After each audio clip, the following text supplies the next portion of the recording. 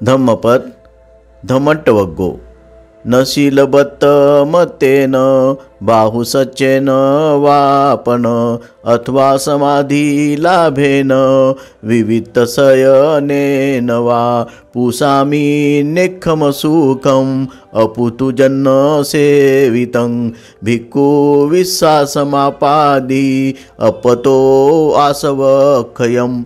हे भिक्षू, जोपर्यंत तुझ्या चित्तमलांचा क्षय झाला नाही तोपर्यंत केवळ शिलाने, व्रताने अथवा बहुश्रुततेने किंवा समाधीलाभाने अथवा एकांतात शयनाने सामान्य जणांना अप्राप्य असे निष्कर्म सुख मला मिळेल असा विश्वास बाळगू नकोस।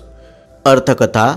विविध आध्यात्मिक स्तरापर्यंत पोहोचलेले काही भिक्षू अनंत पदासाठी प्रयत्नांची पराकाष्ठा करत नव्हते, कारण त्यांना वाटत होते की आपण केव्हाही अनंत होऊ शकू।